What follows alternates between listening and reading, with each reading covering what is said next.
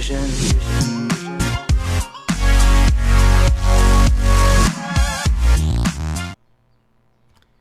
Hey guys, welcome to a new episode of the Pop Culture Galaxy Show. And I'm doing something a little bit different. I'm actually going live this time.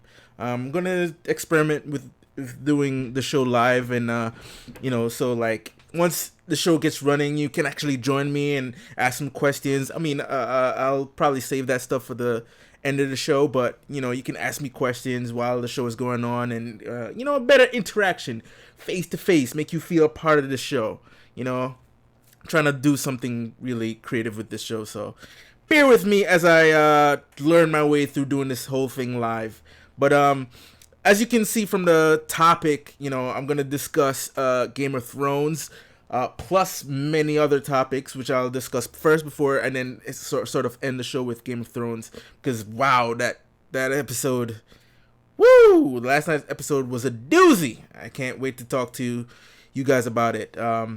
But first, I'm gonna jump things off with some movie news.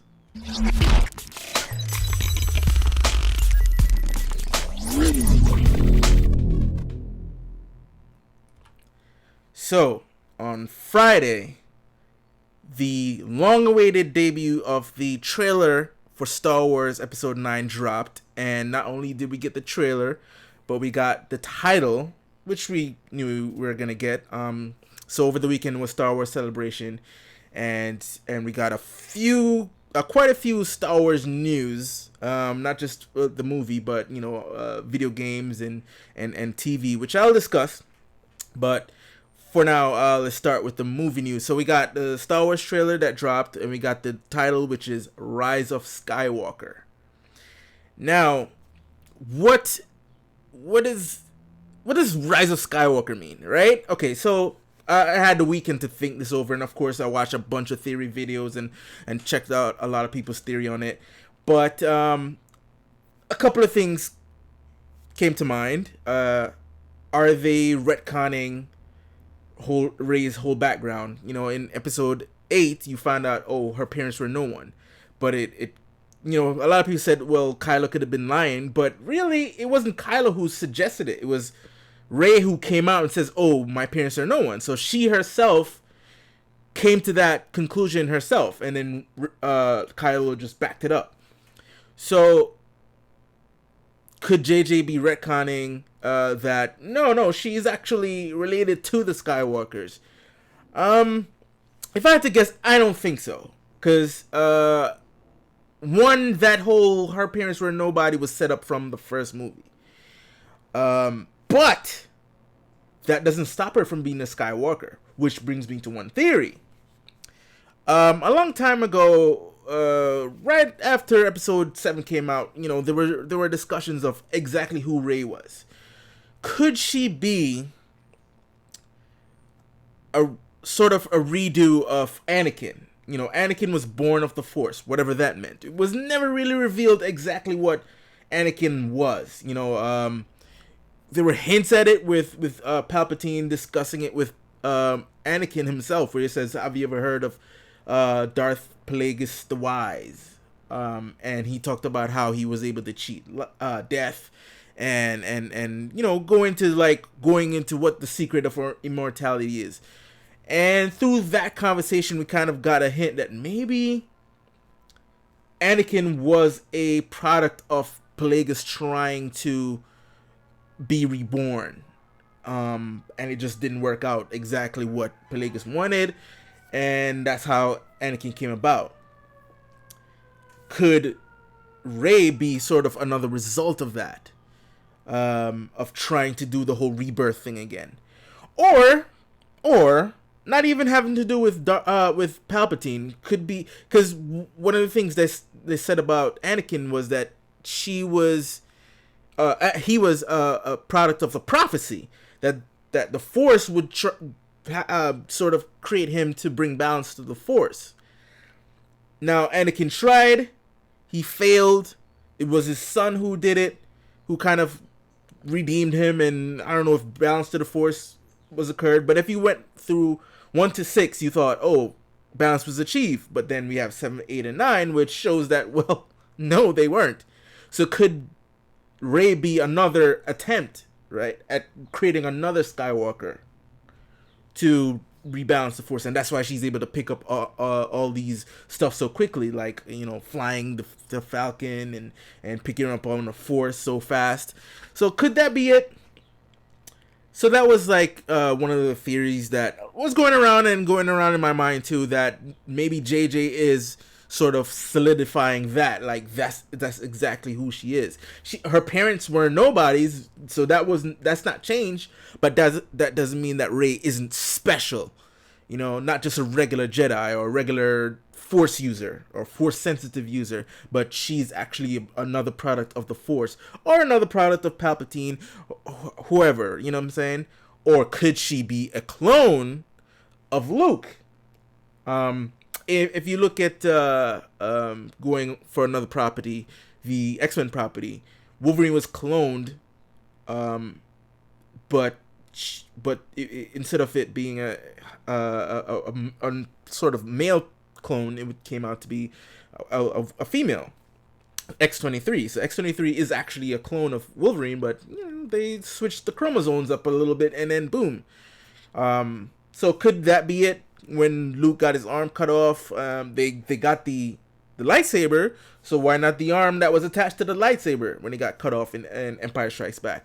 So they cloned the arm, and Rey was born. So she is a Skywalker. She's just a clone of a Skywalker. And you know, clones aren't out there. Freaking the movies was called Attack of the Clone, episode 2, and it dealt with clone troopers. You know what I mean? So that could be another element to this whole thing. So we don't know what Rise of Skywalker means. And then the other big news that came out of it is that Palpatine is back. Is Palpatine a clone?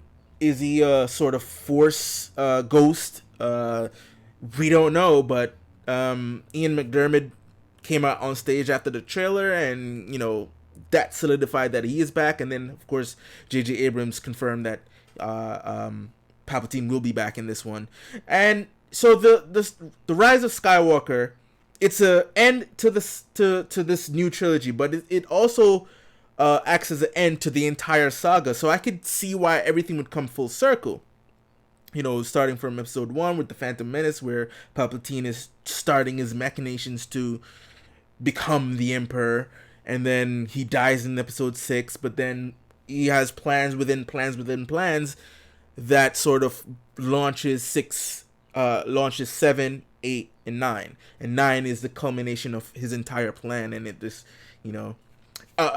another theory I had, but this one's weird, this is wackadoodly out there, probably is never true, is that so in an episode of Rebels, it was I forgot what it's called, but there was an episode that had some characters going into this like realm where it had different portals to different time periods, and that's how they brought Ahsoka from the time when she was fighting Darth Vader in Clone Wars into Rebels.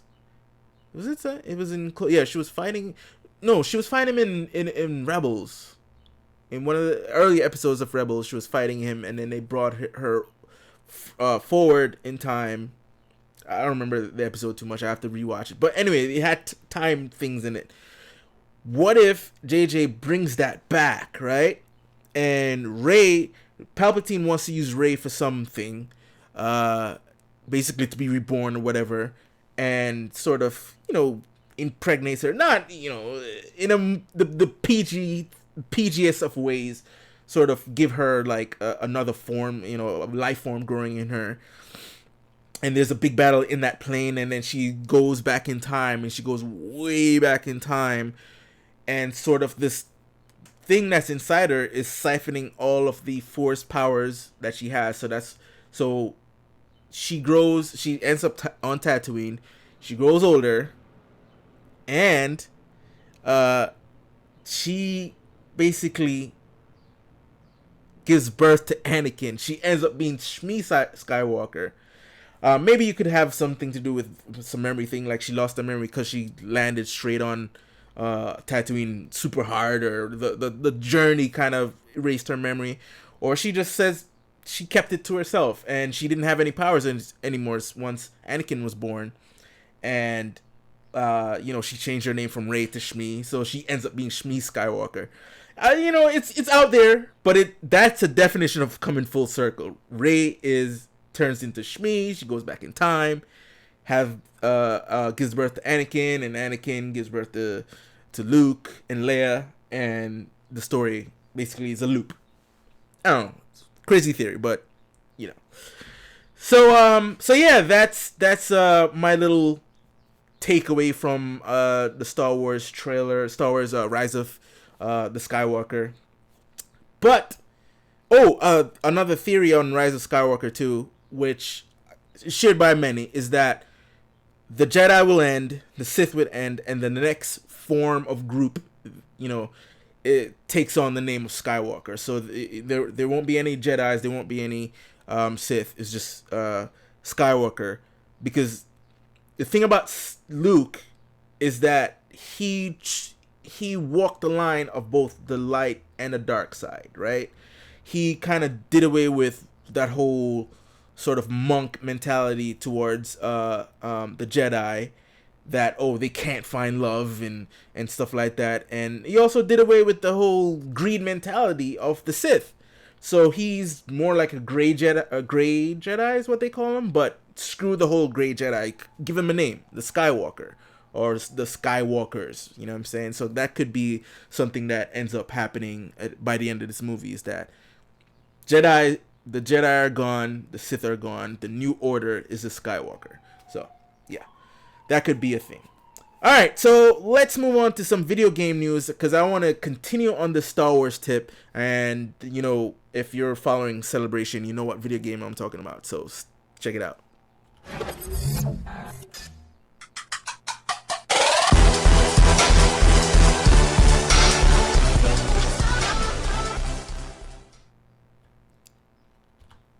Alright, so continuing what's going on with Star Wars Celebration, the other bit of news that dropped was that EA, we heard this, I want to say earlier this year or last year, that EA and Respawn, who made Titanfall, they were working on a new Star Wars game, and it was called Star Wars Jedi Fallen Order. And they didn't give too much information on it, but that it was a single player game. And then so finally on Saturday we saw the first trailer that gives us a hint of what this thing is, and it looks amazing. So EA always has these gets these actors to play in these parts. Like for instance in Battlefront 2, I forgot the name of the actress, but she was in Sleepy Hollow and a bunch of other stuff. True Blood. She played the lead in Star Wars Battlefront 2, the main campaign. And then other projects too has name actors coming in doing mocap, doing motion capture, facial capture, and playing roles in these. So you have Cameron Moynihan, I think his name is. He's from Gotham and Shameless. Well, he's done with Shameless, I think, from last season. No, this season was his last. So he's done with Shameless. But, he kept it on the DL that he's working on a Star Wars game. So we saw the trailer for Star Wars Jedi Fallen Order, and we see him playing a role in it. So what is Jedi Fallen Order about? Well, if you watch Star Wars Episode 3, you know that the Emperor, Palpatine, executed the Order 66, in which all the clone troopers turned on their Jedi commanders, and they were wiping out all the Jedis, right? So apparently this takes place some years after that order was given, and a lot of Jedis went into hiding, and it's funny, before even the whole video games and other adaptations, you would think that it was Darth Vader who hunted down all the Jedis and killed them, and the only one that was left was Yoda and Obi-Wan. But other materials came out, and it turns out that there's a bunch of other Jedis that survive. You know, Ezra from Rebels, Ezra and Kanan survived. Ahsoka, she survived even though she left the Jedi Order before Anakin went to the dark side. And then come to find out, this guy survived. I don't know his name, his actual name in it, but he's been, I think he's living on Coruscant down at section 1551 or whatever, trying to keep a low profile until he's discovered and he's going on the run. So he is actually a Jedi Order, so from the former Jedi, hiding from Order 66. So I'm looking forward to playing this, especially if it's a single player game. There's no multiplayer, which means that they're focusing entirely on the single player campaign. There's no microtransactions because, you know, EA got shit for that. You know what I mean? And I love a good story driven game, man. Force Unleashed was really good, but it could have went deeper, and of course it Force Unleashed 2 ended on a cliffhanger, and that was pre-Disney buying Lucasfilm, so that game is no longer canon. So everything after Disney purchased Lucasfilm is canon, whether it's in book form or animated form or live action. Everything that's released post the Disney purchase is canon. So this game is canon. So I think this game fulfills the whole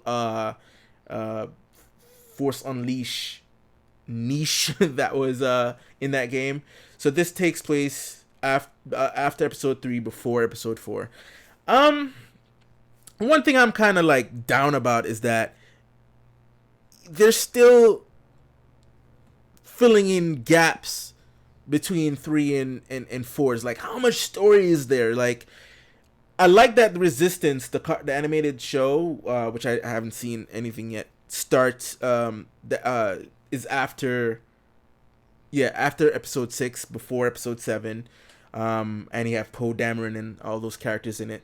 I just don't like the animation style. That's why I'm kind of hesitant to go into that show. Kind of wish it had the same style as Clone Wars and Rebels, but you know, whatever. But I'll check it out one of these days. But I like that. But there's too many products that's taking place either during Clone Wars or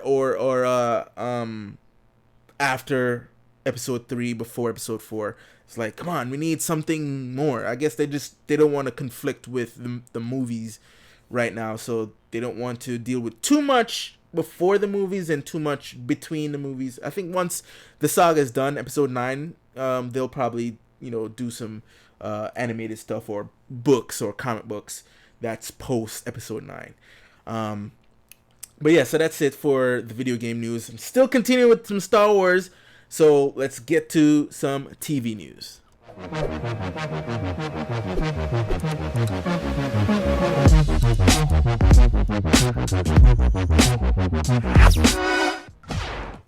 All right, still on the Star Wars train. We got our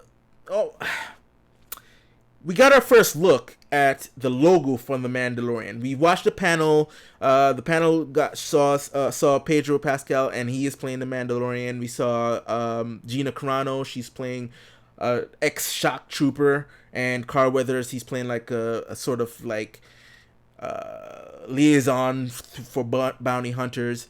We get a little bit of tidbit about what the show will be, but what we officially got was the logo, the Mandalorian logo, which looks phenomenal. I just love how aesthetically it looks just like an old west in the Star Wars universe, which is what they described it as. They described it as sort of like this old west kind of Clint Eastwood, Sergio Leone take on it, and I'm like super excited to see what it is. But so they didn't show a trailer, at least not in the public, but you know, it's the internet. What can you do? It was shown to the actual people in attendance of Celebration, and someone recorded it and posted it on YouTube. So I won't show it here, but I can talk about what I saw, and what I saw was freaking fantastic. You know, it opens up with Pedro Pascal's Mandalorian going into talk to Carl Weathers, and him getting a mission, and then him going to meet up with the guy who he has to meet up with to get the rest of the info for the mission, and which it turns out to be Werner Herzog, the Herzog, yeah, the filmmaker, and he tells him about this mission, and you have a bunch of now this takes place after episode 6, so it's the fall of the Empire, 5 years after fall of the Empire. So it's still kind of iffy on how things are gonna go with building up the New Republic, and what happens to the remnants of the Empire, what happens to the mercenaries and bounty hunters and all that stuff. So it's like a Wild Wild West thing going on, and the aesthetic looks really good. And they showed the trailer. It looks like, and they put like a bunch of money into this thing, like $100 million into this thing. Granted, it's 8 episodes, so it's $100 million stretched over 8 hours, as opposed to like a 2-hour movie. So you won't get exactly the same aesthetic as the movies, but damn near close. I'm telling you, like especially the fact that they got all these awesome directors to contribute to it. You have Dave Filoni, who did Clone Wars and Rebels and Resistance. He's directing 2 episodes. You have Bryce Dallas Howard. She's directing a couple of episodes, I think 2 or maybe 1. Taika Waititi is on board. And Jon Favreau, he's the one who's running the whole show. Jon Favreau, who did Iron Man 1 and 2, and who did Jungle Book and is doing Lion King, which I'm super excited for. So yeah, the aesthetic looks cinematic, like, you know, the special effects from what we saw looks amazing, but not on the level as the movies, obviously, but still it looks really, really close, and I'm super excited for this. It launches on Disney Plus on November 12th. It will be one of the shows that launch with the app, with the service, the streaming service. The thing that I heard though is that it's 8 episodes, but it's not bingeable. They won't launch all 8 at the same time, which sucks, but I get it. Because one of the things that you lose when you have a sort of like all episodes at one time is you lose that water cooler moment where people can actually discuss an episode. Like that's what Game of Thrones is doing right now, where they're doing week to week, and it's like every Sunday it's like an event, you know, and then people discuss it and go over it and anticipate what could happen with the next episode. So you lose that when you have, that's I would say the con of doing all episodes at once. You lose that kind of water cooler moment. But the con of doing week to week is that, come on, we are used to this whole binge movement now, where you just like, you know what, you take a weekend, I want to watch this, let me just spend the weekend and watch the whole thing, and you get a whole story. Whether it's 8 to 10 episodes or 13, whatever, but you get a whole story over the weekend. You don't have to wait week to week and say, oh man, leave you on a cliffhanger, you gotta wait for all that shit. But, you know, you have to do week to week with The Mandalorian, is you get to savor an episode and wait for the next, but the bad side is you gotta wait for the next episode to drop. So I don't know if that's fully confirmed, but that's what I'm hearing, that's how they're launching each episode. They won't be launching it all at once. So that's a bummer, but I get it. You know, you want every episode to kind of stand on its own for people to kind of enjoy, and so I'm with it. Yo, I'm getting the service. I'm actually gonna get it because number one, you're getting this show, you're getting all the Marvel movies, and you know, all that stuff, but you're also getting some new Marvel shows with Falcon and the Winter Soldier. You're getting Loki, you're getting WandaVision. There's so much content, so much awesome content that's dropping, and they're putting the money in it. You know, Netflix original shows, they vary in terms of like budget wise or production value. You know, if you go with the Netflix Marvel shows, they kind of look cheap. I mean, the stories were great, but it kind of looked cheap. You know what I mean? But if you go with like a show like Altered Carbon, like looks like damn near movie quality, and shows like, I don't know, Stranger Things movie quality. You know, so it's like it's like, where do you go? You know, it's like varying degrees of like production. I know The Witcher TV show is supposed to go hard with the production. Well, at least I hope, cross fingers, that they don't sort of like kind of undercut it with the budget, you know, give us a really good looking show. But Disney looks like they're putting all that kind of detailed production in all their shows, so I'm looking forward to that. All right, so the next thing I want to talk about, keeping with Disney Plus and keeping with Star Wars, is the season 7 of Clone Wars. Now,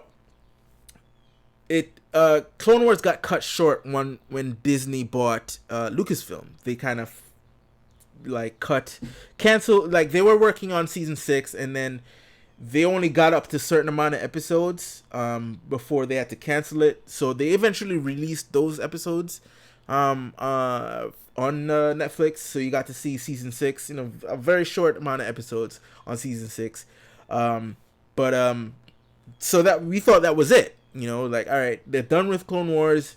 We were dealing with Rebels, which was the new show that launched post the Disney buyout, and then we got to Resistance. But little did we know is that, no, we still have a few more stories to tell in the Clone Wars saga, which looks like it's going to be really sort of Mandalorian and Ahsoka based. So I'm looking forward to that. The only thing is like, it feels weird going back to Clone Wars when we've seen so much. You know what I mean? We've lived through Rebels, which is right there up to episode 4, and then at the end of it, spoiler, it shows how these characters fared after episode 6. And of course, even though I didn't watch Resistance, but Resistance came out, and then we're dealing with episode 6, 7, and 8. 7, 8, and 9. It just feels strange to just go back to Clone Wars. I mean, I'm happy to go back because I loved that show. I probably would have to do a whole rewatch, or maybe the way how they structured this season is like, it feels like it could stand alone. Especially the fact that it's so Ahsoka focused, in that, you know, it doesn't really deal too much in Anakin's whole story arc, even though he's in it, or Obi-Wan. I don't remember seeing him in the trailer, but damn, Dave Filoni really loves Ahsoka. She's like a fan favorite. I'm just sad that she hasn't made it into the movies, and we actually find out that she actually was alive during the whole battle for Yavin and the Death Star 2 and all that shit. She was alive. So is she alive during this new trilogy, even though it's like years later? I mean, maybe her race lives really long, so she could possibly make it into episode 9. I doubt it, though. Even though she's a fan favorite, I don't think so. I think they're just gonna stick with the movie characters. But it would be awesome if she actually showed up. But she's definitely a fan favorite. Yeah, so I'm looking forward to the new season 7 of that show of Clone Wars. Now we can actually get to the meat and potatoes of this show, which is the season premiere of season 8 of Game of Thrones. Now, I'm an avid reader of the books, right? I think I've read each book twice. Maybe the first book I've read 3 times, but I've read each of them at least 2 times. And so it's a little bit of a sad moment for me. It's happy and sad. Happy in that, oh shit, I'm getting some more Game of Thrones. I'm getting to see how it ends. Before Martin finishes his story. But the sad part is, I'm going to see how it ends before Martin finishes his story. And the main problem I have with the show, going back to maybe season 5, is that a lot of crazy stuff that was introduced in the books, Benioff and Weiss decided to skip over to just streamline it. And I see why, because they had to end it, and I can't wait for him to finish. So it's like, it's an issue, but I understand, so I can't fault Benioff and Weiss to with what they've done. It's just that some of the things they've done, it's just weird. It's just becoming television-esque. You know what I mean? While if you go to season 1 to 4, it felt more in line with what George has wrote for his saga, his Song of Ice and Fire saga.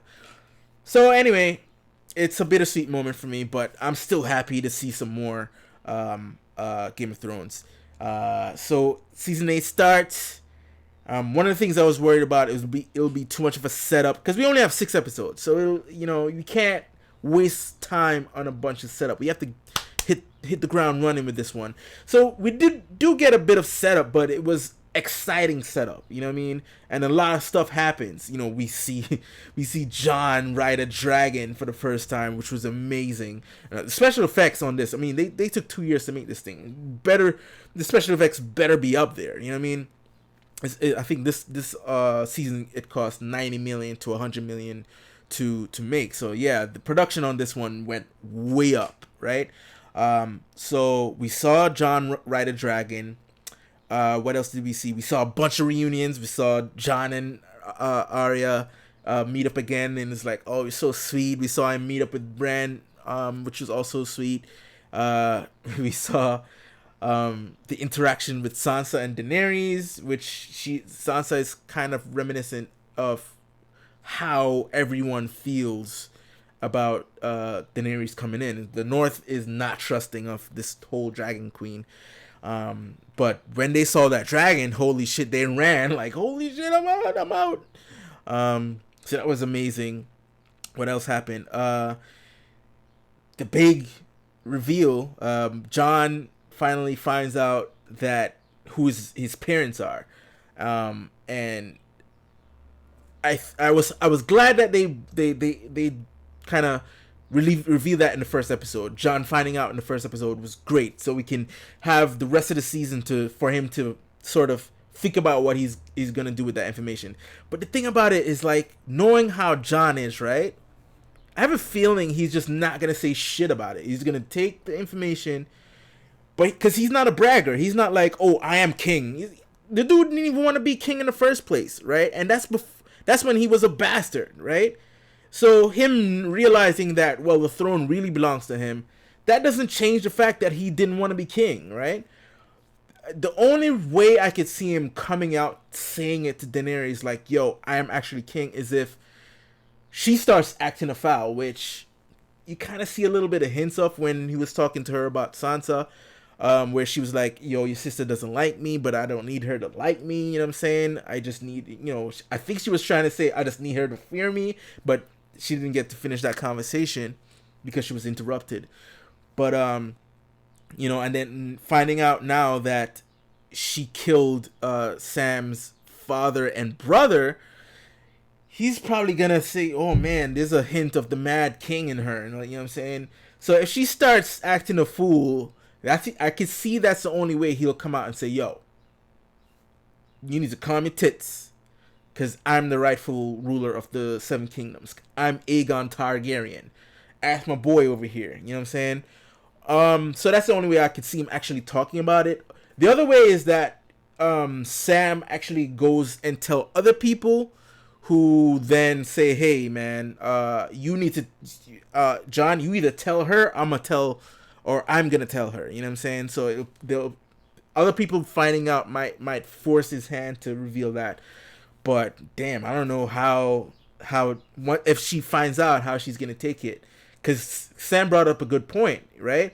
How he gave up his crown for her, but would she do it for him? You know what I'm saying? So that would be a true test of if she really loves him, or does she want to, she just loves the power more.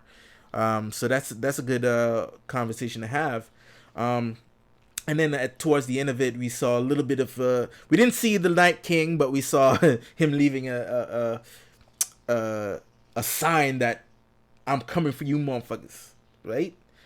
He's talking to you saw Tormund and Beric Dondarrion and crew find the kid and with little arms with the spiral. The spiral thing is a show thing. A lot of people are trying to decipher the meaning of the whole spiral thing. The thing is, the spiral thing is only a show thing. There's no spiral in the books. None of that shit. But it's coming from season 1 where you first saw that whole spiral thing. Then you saw it in the cave when Jon Snow and Daenerys were in the cave. You saw that whole spiral, and then you see it here again. So I think that's just a show invention, but hey, it looks pretty cool, so I can't fault it. And then the kid comes alive, try to kill Beric, and then he gets burnt up. I like the whole line where Beric is walking, and then one of the members of the Night's Watch was like, back up, lads, his eyes is blue, and it says, my eyes are always blue. It's pretty funny. It's hilarious. But yeah, so really good episode 1. Lots of cool spots. Theon rescuing his sister and saying he wants to go back to Winterfell. And of course the episode, so this episode has a lot of parallel with the first episode of the entire show, right? Starting with the procession of Dany and Jon coming into Winterfell, is kind of a reflection of Rob Baratheon coming into Winterfell with his queen and Jaime, and then you have the Arya was like trying to hide amongst the common folk, to see them coming in, but then she got grabbed to be a part, inside, with her brothers and sisters, and then now she's a grown woman watching a little kid looking at that, right? And then it ends the same way. So the very first episode of the show ends with Jaime pushing Bran off through the window, and so the ending of this episode ends with Jaime coming to Winterfell and seeing Bran. So that was pretty awesome. So I don't think Bran is holding any grudge. I don't think. Well, maybe a little bit. Maybe he's like, motherfucker, you pushed me out the window and I'm paralyzed because of you. Right, but at the same time, he's now the three-eyed raven, so, and he has all these powers. So I don't think he's too much holding the grudge. It's going to be up to, as you can see from the preview, up to Sansa, Jon, and Daenerys to really give this guy a pardon.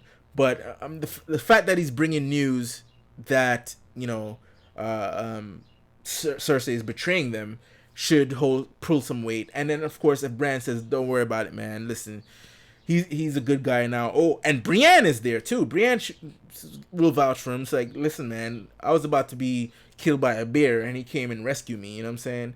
So, and I also have a crush on him, so please spare him. So yeah, pretty much a solid episode. I can't wait for the next episode. I actually wanted to do a live reaction, but a whole bunch of stuff happened where I couldn't. But I might do a live reaction this Sunday and cut it up into a 10-minute where you can actually see my reaction. Yeah, so let me know what you guys thought of this episode and any other topics that I talked about, and a good place to send in your questions or feedback. You can email the show at thepgshow@popculturegalaxy.com. That's thepgshow@popculturegalaxy.com. And ask some questions. What do you want me to talk about on the next show? Any kind of feedback you want to give me, you can email me there and let me know. And finally, I'm doing this live. I'm doing it on Twitch and I'm doing it on YouTube. Follow me on Twitch and hit that subscribe button on YouTube, whatever platform you're watching me on.